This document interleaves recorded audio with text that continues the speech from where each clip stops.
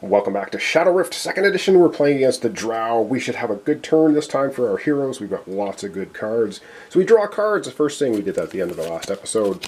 So for player 1, we have a prowess, a fireball, a wound, two heroisms, and a prowess. Lots of good stuff there. We have 2 gold coins in reserve. And for player 1, we have 3 prowess, a heroism, a prowess, heroism, and a fireball. So we should be good to go. I'm going to have to do some thinking, of course, about what we want to do. So we'll be back here in a second and we'll continue on. Okay, so following along on the steps, of course, the next thing we do is we refresh the town. So we're going to get rid of our lovely corpses that are sitting here, 3 of them, and we're going to get 5 new travelers. And we have flanking out, can't forget that, for player 1, so let's not forget it. And the first thing we have, the heretic. Oh, great. What does the heretic do? First hero to play a spell this round gains a wound, or you can pay 2 magic. Put the heretic on the bottom of the traveler deck. Pretty sure we will be doing that. Alright, more villagers. We have a guard. That's good. We have the merchant, get a gold coin. Always good to have that. We have the herbalist. Each hero reveals the top 2 cards of their deck. May pay 2 prowess to remove all afflictions revealed and draw a card. That's not bad. And the mayor lets you play 2 full round actions. Okay, that's our town. Looking a little bit better than last time. To refresh the travelers, of course, we don't have any up there, so let's see. Who do we get traveling this time? The enchanter. Aid, place a spell from your discard pile on top of your deck. Okay. And we also have the princess. Each hero chooses to either gain a might to the top of their deck or draw a card. 3 gold for prowess. We probably could get the enchanter for 4 gold. I don't know. Like I said, we have to do a lot of thinking. Alright, next up, monsters act. And we have one, so I'm going to adjust the camera up here. We're going to take a look at our 1 monster acting. Alright, we have 1 monster acting out here, only from monster start to monster area 1.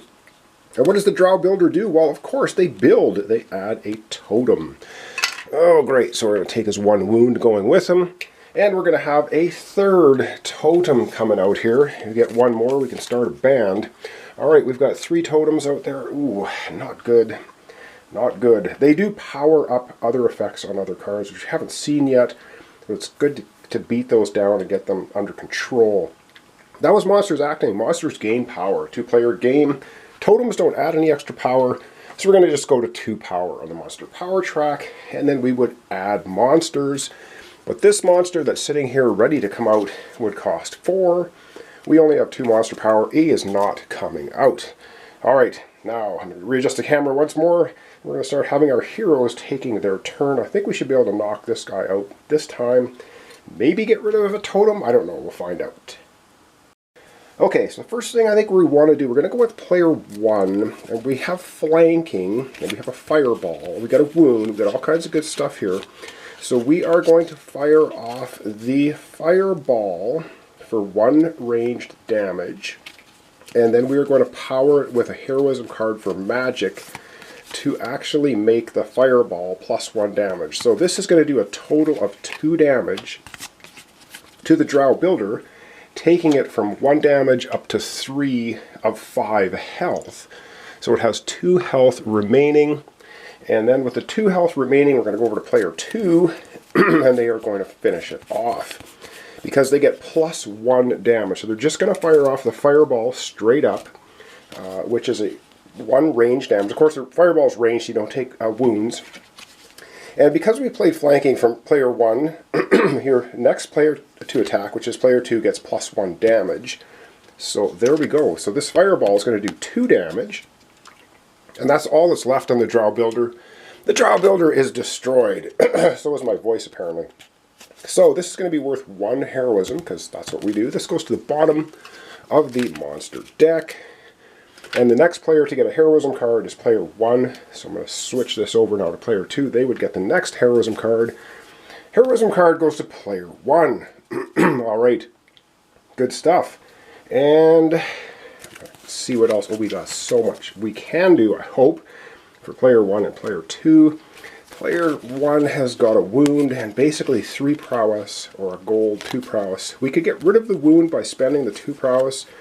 I'm going to have to do some thinking, though. So once again, I'm going to shut the camera off, try and get myself organized as to what we want to do. We might want to recruit the enchanter as well. We have 2 gold coin in reserve. I'll be right back here in a second. And of course, let's not forget about our townsfolk who are going to be helping us out. So let's go ahead and use the merchant here. The merchant says gain a gold coin. So we're going to gain a gold coin. We're up to 3 now in reserve.